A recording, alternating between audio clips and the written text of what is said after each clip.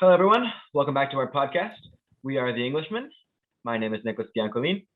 My name is Ethan McMahon. And my name is David Armada. Unfortunately, our friend Tristan Villamar cannot join us today because he has some other time constraints. But we'll carry on today without him, and he'll be back with us next week.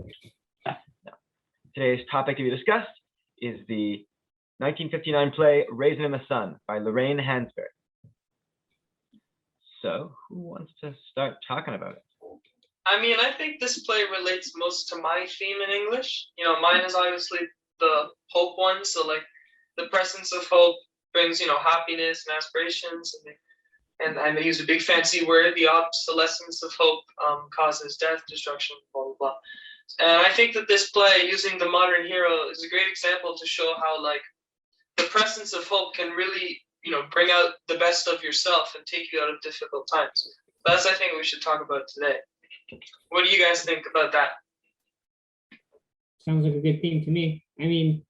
I definitely agree with your whole thing. It's like, hope tries to bring you out of bad times and everything. If you have nothing, you have to at least hold on to hope. So who's going to do the play summary for all of our listeners today? I did Hamlet, I think, last time. So okay, I'll do Raisin in the Sun. So basically, this is just off the top of my head. So if I get anything wrong, please correct me. So there's basically this family in Chicago in the 50s or 60s. 60s, I think. It was written. Oh wait, but it was written in 59. So I guess it must have been 50s then.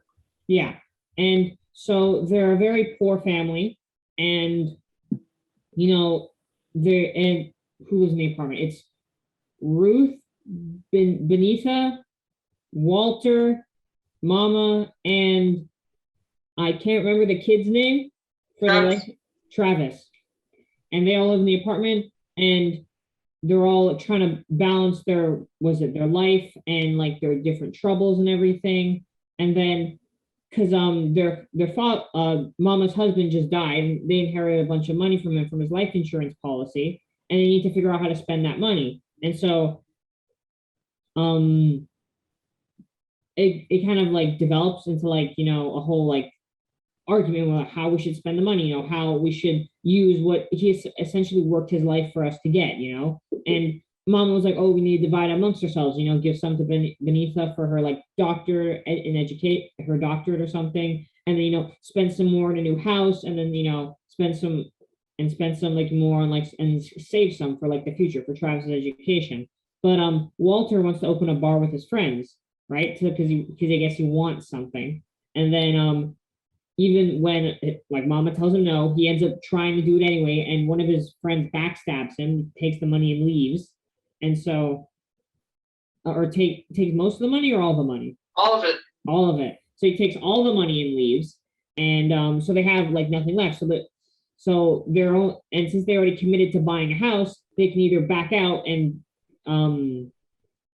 succumb to kind of, because the guy there's a man who comes by. Linder from the Clybourne neighborhood. Yeah. Mm-hmm. He wants them out of the neighborhood because it's a majority white neighborhood and they're black, and so they can either take that, they can go along, they can kind of succumb to, I guess, his offer of money. Yeah, his offer, because he offers them money if they move out, or not if they move out, if they move out into the house, they don't move into the house they're going to buy, or they can move into a house anyway and kind of persist through the racism, and even if they don't have the money, they can still work for it, because having a house is better than having having their own house, which is kind of broken down and everything. And eventually they decide to reject Mr. Linder's offer, and they go for the house and they move out, and that's how the play ends. And it's a really good play. I think it's definitely different from most plays I've read, because most plays you read in high school is they're Shakespeare. They're very non, you don't really get the They point. just give us tragedies to read. Yeah, lots of tragedies. Well, I wouldn't say this is a tragedy. It does end on a more hopeful note than a lot of Shakespeare's works, and also a lot of other kind of plays, because I've only seen a couple plays in my life, and some of them have been comedy, some of them have been Shakespeare, but this one is kind of different because it's not a comedy. It's not I wouldn't call it a tragedy like Shakespeare. It's more a human drama, and it has a very human element to it, which I find really fascinating. Ending. Plot summary. So obviously, we all know in class, we learned about the modern hero, which is basically a person who defeats the social environment, right? So everyone seems to be against them, and they rise out using their heroic attributes, and that's basically how they succeed. So in this particular play, Raisin in the Sun, Walter uses his dignity and his family's dignity to rise against Lindner. Say, no, we're not going to take your money and allow this racism to happen. He also says, you know what, I'm just going to accept that I really bombed up, but we have this house, so we're going to keep our dignity and move in and just acknowledge what we've done throughout the past couple of weeks, fighting each other or whatever. And I wrote about in my blog how I think that moment of dignity of that Walter rising as the modern hero is what really brings hope to the play, right? Because from his dignity, when you read the play, you just see how the entire family's mojo just changes, right? They all become more acceptable, and they're all more just happier for the future, right? So I thought that Walter's dignity was very nice, and I mean even in class when we read it all, everyone was so satisfied with the ending, right? It was so nice. Yeah, I mean, it was a really interesting play because my theme for my ISU is consumerism. And so at first I was kind of wondering, okay, how could I tie this whole play to consumerism? Because just off the top, it seems more like thinking about hope and human values. But then one, I think, very important thing in the play is that Walter's need for the bar and having a thing of his own, it's never really fully explained. It's more it's why do you need it? Because I want something to myself. But why does he want something, right? And I kind of connected to because he wants something because society tells people that to be successful in life, to be good, to be a good person, to be a successful contributor to society, you must have something, you must have possessions, you must want something, you must want the latest and everything. He's probably happy if he could be happy with just what he has, but the fact that he wants more and that society tells him that if you don't want more, then you're a failure, makes him, his drive obsessive to money and all that to play. His drive for wanting that bar, and that's why he ends up wasting all that money, even though he could have already just kept that money and probably been happier at the house. But because his identity and his happiness is tied to possessions, that's why it's so difficult for him, and that's why he ends up choosing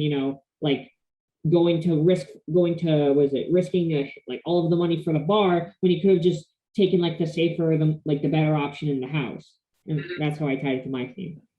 And I think at the end there, he really sort of rejects his consumerism by he finally acknowledges that he still has his family, right? And that's what's most important. It's not in his liquor store or his bar. It's not basically the money he lost. It has significant meaning because it's basically his father's life insurance. But he realizes that despite losing that, he still has his family in the memory of his father, and that's much more important than the like you said, the obsession with trying to make money and thinking you're a failure just because you don't have your liquor store or whatever, right? So I think that was very nice. What do you think, Nicholas? How does it tie into your theme of heroism? I mean, it's interesting because he talks about the modern hero, right? Him being a modern hero as opposed to Aristotle's tragic hero, which we all know my predisposition on tragic heroes and are they really heroes. We'll hear more about that when we talk about Godot, maybe later, perhaps in a different episode. But it's interesting to think about that because I'm really looking at heroism as applied to the 21st century life, right? Ways we can be heroes in our daily lives. Because let's be real, we're not all coming in as $10,000 and then having to decide whether to buy a liquor store with some friends or invest in Tristan's education or give it to Lindner and move to a different house, or we're not stuck with those choices, we're stuck with different choices, right? So it's difficult to look at, but you can analyze certain things, like the way he lets his his attitude take over and be yeah, I want to spend this money on this liquor store because I need that, right? This is interesting back on David's thing of consumerism being bound by possessions and stuff, right? Which of course message still applies today, right? Consumerism is all over the place, all around us. You look at super malls and all these stores that's all buy. And like Costa says, all about Christmas is about what you get, not what you give. Lots of consumerism all over the place. I kind of went all over the place there. Let me get back on. Yeah, Renaissance and heroism.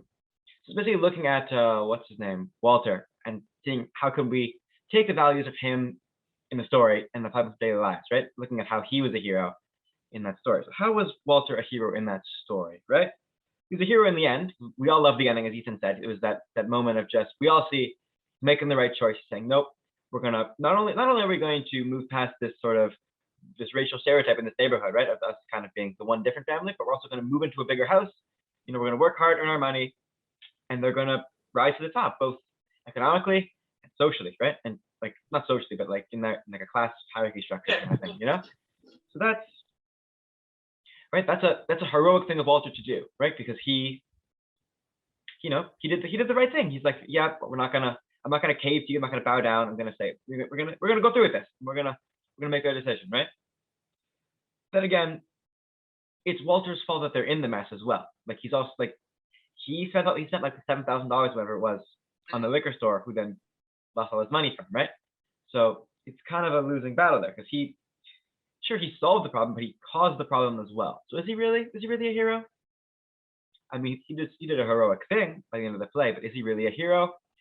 I disagree, right? Because he did a non-heroic, he did something that's very not heroic, right? Which led to the circumstance where he had to be heroic. So sort of like he's just making up for his mistakes. That's what it is.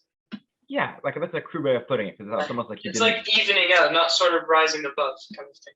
Yeah, like maybe a little bit rising above, because it was really like, it was a profound moment of choice. But you gotta understand that he did, like, his choices resulted in that scenario. So he's not entirely off the hook. I would say he's both a hero and not a hero, and it's not like, it's just depending on the which type of event you look in the play. So like when he's saying, no, we're gonna move into this neighborhood. We don't care about your racism, to Linder, right? Trying to pay him off and keep them out of the neighborhood. That's him rising above as a hero, because in that particular scenario, he's fighting against racism, right? And so there, I think he's the hero. But obviously, like, when he does do that, there's the economic aspect where, while he's doing that, it's great, but he is, he lost $6,500, right? So moving into that house is just sort of, this is outside of the Linder situation, but moving into that house is also his way out of that problem, because that way, like you said, they have a better space to live, right? And they actually will be able to, start again and work hard again. So, you need to look at both the racism aspect of the story and the economic, loss of the story, and then there you can see the difference between whether Walter's a hero or not. Do you guys agree with that? Yeah, 100%. Yeah, definitely. So who do you think is the better hero now? Is it Hamlet or Walter? If Tristan was here, you'd say Hamlet. We all know that. We don't just say Hamlet, because Tristan is like a Hamlet fanboy. Just like Hamlet is. No, but now we can say it because he's not here, so we can say whatever we want. Yeah, because he was on like why Hamlet was great or something like that. It's like, you're pushing it a bit with that. Actually, killing your father because he wants to sleep with your mom is good. Actually, guys, swear, guys, please believe me, guys, please. Oh yeah, that's Yeah, I know. Hamlet, I don't know. I think he's a loser. Yeah, not a loser. Like, respect the effort. Like, dude was losing his mind, and respect simultaneously, the good con, but like respect the hustle, but like yeah, I don't know how he managed. Yeah, I think Walter is more of a hero than Hamlet, because when I look at Hamlet, I don't see a human being. Like, I see a character, right? Like, I can't think of Hamlet as having any real emotions or regretting his actions. But when I look at Walter, I see a human being. Right? Like, he just seems like such a more sympathetic character to me than like Hamlet, because Hamlet is a very like stoic character. Maybe it's the language, because I don't understand most of what he's saying. Maybe it's hard for me to parse. But like Walter, like, he seems like a more sympathetic character. He seems like he's capable of change. He seems like he might actually like become a better person. He might change. He might grow as a person, and he might improve himself. But Hamlet doesn't seem like that. So I think that's why I think Walter is a hero. I don't think Hamlet is, because Walter, he does bad things like Hamlet does. Walter does them, I guess, for good reasons, I guess. Like, even if he does still do bad things, at least his intentions are good. Like, he didn't go into the thing with bad intentions. He wanted to make more money. He thought that like opening that bar would make them more money. That's why he wanted to open it. He had good intentions. While Hamlet's were just, I want to kill my father, you know? There's no good intentions there. There's no way that turns out any way other than bad. Yeah, I agree with you. Hamlet seems more of just like a character that, you know, Shakespeare's stories, at least the ones that we've read throughout school, seem more of just like, you know, stories rather than actual, like, something you can compare life to, right? Mm-hmm. I mean, even Romeo and Juliet, like, you know, it's a love story, right? Like, come on, they have complete opposite families, right? And then they fall in love, and then they kill each other, you know, this and that. But like, you look at, like you said, you look at Walter's story, he just seems more human, you know, more natural. Like you can associate him with just modern life and with, you know, what he's feeling more than you can with Hamlet, right? Because like Hamlet's story is just totally ridiculous, but Walter's is more realistic, and I'm sure like there are many families in both America and Canada that are experiencing the same, you know, problems, especially after COVID. So it's just more real, right? Yeah, a lot more real, definitely. But again, Hamlet's from like 400 years ago or something like that. So there's also the time difference, right? Mm-hmm. But definitely agree with you. Raisin Sun's more real. Just gonna disagree with David here and say neither of them are heroes, right? Like this isn't like, I know I disagree with everybody here, but like there's an aspect of heroism that's just not human, right? Like heroes are supposed to be these good, like always good, right? But humans have flaws, right? Humans mess up. Humans do stupid things all the time, right? So it's hard to be a hero and be human at the same time, right? Now, do both Walter and Hamlet display heroic characteristics at times? Undoubtedly. Like there are definitely times when both of them act as heroes, right? Then again, they also don't really act as heroes or even really good people, like even good, like moral people for a lot of time as well. I think that really kind of pulls them away from being, like ropes them away from being a hero and more into just not a hero. You know, it's interesting to think about, but I think neither of them are heroes. Neither of them neither of them have enough characteristics to be defined like as a hero. You know what I mean? Yeah, I see what you mean. At the end of the day, though, we all think that Superman is probably the best hero, so it's okay. No way. Seriously? Okay, what do you mean by best hero? Do you mean like most moral hero, or do you Well, I mean mean, like look at what Nicholas just said. You know, humans can't be heroes because they're flawed, but Superman is not human, right? Obviously, he's like super strength. You know, he can fly, this and that. So I'm just saying, like in terms of the perfect hero, he's probably the guy you look towards, right? Yeah, like when you think hero, you think like yeah. That's what I'm saying. Yeah. Mm-hmm. Personally, I think Wolverine is like the best. I just like Wolverine, so cool. Pretty chill, yeah. I think Wolverine's pretty cool, but it depends on how, like, because Superman is written very consistently, like he's always like a paragon of virtue. But like Wolverine can vary wildly from writer to writer. Like sometimes he's like an anti-hero, and other times he's just a bad guy. You know, like he's not like redeemable. All other times he's like relatable, but other times he's with a team. You know, it varies a lot. So I don't know if I can put Wolverine. Like, I'm not saying he's a hero. I'm saying like as like a character I like. He's just a cool guy.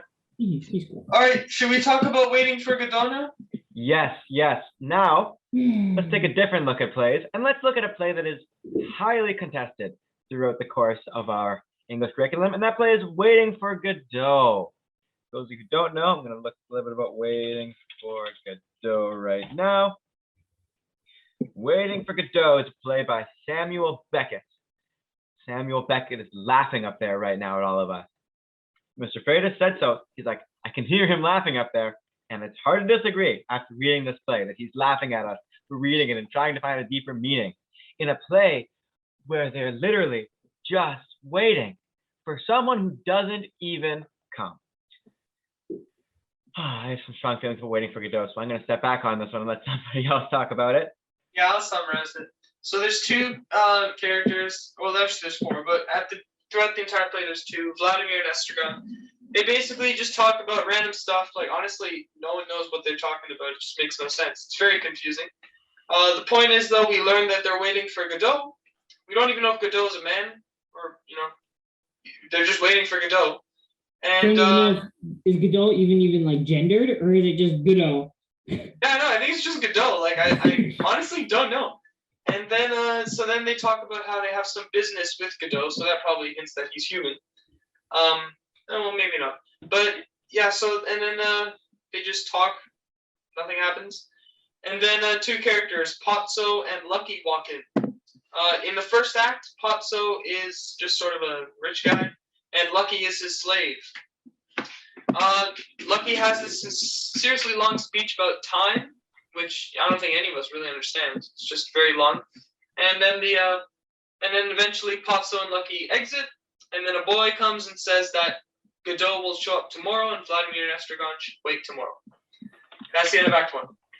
Act 2 is the exact same thing. And then the play ends with nothing. We never meet Godot. Vladimir and Estragon are told by the boy to wait tomorrow again for Godot, and that's it. So really nothing happens, and we're left waiting for Godot up until the end, where he doesn't even show up. So that's your play. Sounds fun, right, guys? Fun is the exact word I would use as well, Ethan. Great word choice. Fun. It was fun reading a play. Right under the table, Nick is just like clenching so hard. Yeah, he has like 30 stress balls and they're all like the size of like. Yeah, I have some strong feelings about waiting for Godot. And Mr. Vona, when he came into our class, he put it extremely well. The wasting of like 2 hours reading this play. Yeah. Because I think really long and hard, was it worth it to read this play? And no, it wasn't. Which is funny because I wrote more on the Waiting for Godot test than I did for any of the other tests. Like I used the back side of the paper summarizing this play about nothing. Was it worth it? No. You could have told me, you asked how to summarize Godot in 3 words. Godot never comes. That's it. Waiting for Godot. That's what happens in the play. Like they're waiting for Godot. Godot doesn't come. Is there something there? I say no. Honestly, I think there is, but it's not about the storyline. It's just about the play in general, like what the play is. So, and I actually wrote a blog post about this today and yesterday. So, my theme is obviously hope. And throughout the entire play, Samuel Beckett gives the author, he gives you hope that Godot will show up, right? And then at the end, he never shows up. Which means that what he's been giving you throughout the entire play is just a sense of false hope. And because he's control of this false hope, and he strips it away, you're left with, as my theme says, the obsolescence of hope, which just leads to everyone being pissed off like how we are after reading that. So that's the only thing I can think of. And that doesn't even involve the storyline. It's just sort of saying that, the author just wanted to manipulate us and use us until the very end, where he just took it all away and that was it. In terms of the story, there's nothing there. Like, come on. But in terms of like the reasoning behind it, that's the only reason why I see he wrote the play. But yeah, there's no reasoning behind the storyline. It makes no sense. It makes literally no sense, right? I mean, okay. I think my 2 cents on Godot is like, I think it's a fine play. Like, I know some people may hate it because a lot of nothing happens, but I think for some art you can look at it, like it has a legit, like for example, The Great Gatsby, right? Which we'll talk about later, like in another episode. So there's a plot, there's Daisy, and like there's characters and there's specific things happening to those characters. And from those things happening, you can get a theme, right? But the thing is, the limit with some of that stuff is that some themes are really hard to express in a way that is satisfying. For example, the theme of failure is often unsatisfying because it has to involve failure. It means the characters failed. It means a lot of stuff in the piece of art adds up to nothing. For example, an example would be The Last Jedi. That movie's one of its main themes is failure, and a lot of people hated that movie because a lot of what it sets up amounts to nothing because the theme is failure, and I think that's the difficulty with themes, because you have to make sure that the theme is not overpowering your ability to actually tell a coherent story, right? And while does the theme here of I guess my theme is consumerism, but I couldn't really connect that to this. So the theme I think of this play is like hopelessness or pointlessness, or what do we even do, right? What is the meaning, right? And so I think you can convey that without having to piss so many people off. But I think also there is something special about the way he conveys it in this play that we're talking about and we're so angry about. I was like, what's the point? We don't understand. I think that's what the emotion he wants. He wants us to not understand. He wants us to be questioning what even is this, right? Because maybe if we can question that, we can question our reality, right? Like what we are doing. Why are we doing this? Why am I here? Why am I here in front of a camera? You know, like why are we like what's the point of life? And not only of life, of what you're doing in life. What's your goal kind of thing. And I think the way he provokes such like intense emotion about like that subject is really interesting. And so maybe the play is worth it, maybe it's not. I don't know. What do you guys think? That's probably what the play is about. It's just the question, like, why are you listening? Why are you listening to this play? Why are you And he's probably trying to say, well, maybe you should, sometimes take that mentality to other aspects of life, right? Like, why are we doing this podcast? Obviously, it's to, explain our themes and get some marks, also to have a little bit of fun. But like, why do I play soccer, right? Why do we watch the World Cup? Why does David love to read? Stuff like that, right? It makes sense now that we put it that way. But is it worth, reading a 2-hour play to get that message across? No. You could just write a short story like, Ernest Hemingway, where no one knows what's happening, but eventually you figure it out. You'd be satisfied. Did you guys watch the actual play on YouTube? Like the full plays on YouTube? I did not. I just decided, I think the play is good enough. I think reading a play is good enough. I don't have to really devote another hour to like play. I don't know, man. I watched the movie the same time I was reading it, so thankfully I didn't spend 4 hours, just even 2 hours. But yeah, like the movie is, like the play is just, it's so sad, like just watching it, you really ask yourself, why am I watching this, right? It's so sad. Wow, this is what this play made us. It made us all depressed and quiet and angry. Yeah, now the rest of this podcast will be 30 minutes of silence while we stare at the screen. Yeah, I got to take a page out of Waiting for Godot and just do nothing for the next podcast. What's Waiting for Godot about? I don't know, man. You choose. That should have been our Waiting for Godot episode. We just say, okay, welcome guys, we're going to talk about Waiting for Godot today. And for half an hour, we just sit in silence. And then we say, thanks for listening, and that's it. That's it. That would be so funny. But who has time to sit around for half an hour? Like, then just sit and stare. I mean, we all sat around for 2 hours reading that play, so, I mean, the time exists, right? It's there. I read it on the subway, but I can't imagine. Talk like, and then we like, just to keep them hooked. I can't imagine carving out actual time to read that. Like I read that on the bus in the subway, and I was like, at least I can't do anything else during this time, and it's better than looking at subway posters. But having like being at your house when you have pieces of real literature to read and other things to do, and you're like, no. I'm going to read this play about nothing for 2 hours. That's what my Sunday afternoon is going to look like today. I'm going to read through this whole play. And I know nothing happens, because why would something happen? But I'm going to keep going anyway. Massive respect to you guys who actually read it on your own time. Sheesh. Mr. Freitas said that the Waiting for Godot broke some guys, like some guys were like, what the heck is this about? And he said that some guys actually were, affected by it. They actually understood. But like, maybe we should ask him about that, because no one in our class thought anything about it. We all thought it was just garbage. Versus, Tristan hasn't thought about it, but he's not here. Well, wait, I think Tristan really likes that play, right? He likes Waiting for Godot? Tristan disagrees with me entirely. Okay. So, yeah. See, the thing is, now we have we don't have the opposite perspective here. We're all like, oh, Waiting for Godot's fine. It's, and then Tristan's just like, he's watching his back, just fuming at the screen, like, no! Waiting for Godot is so good! Hey, maybe for the next 5 minutes of the next episode, we can talk to him about Godot. Yeah, maybe we'll bring it up again, just with Tristan, just to see what he's got to say. And then once again, we talk more about Godot than anything else. How about that? It's because we're constantly searching for something that's not there, that's all. Yeah. We're gonna have to give Tristan his 5 minutes of like whatever he says. We have to all be quiet for 5 minutes while he talks about Waiting for Godot. And then after that, we'll move on to the next thing at the beginning of the next episode. That's what we're gonna have to do. Let's go. So this concludes our episode 2 of the Englishman podcast. Thank you so much for watching. Make sure to tune in for next episode, where we're going to talk about the education debate, which is definitely a big topic that lots of us have many different thoughts about. We might bring on a couple special guests, so be on the lookout for that. But in the meantime, we're going to say goodbye. Hopefully, we'll see you again next week. Once again, I've been Nicholas.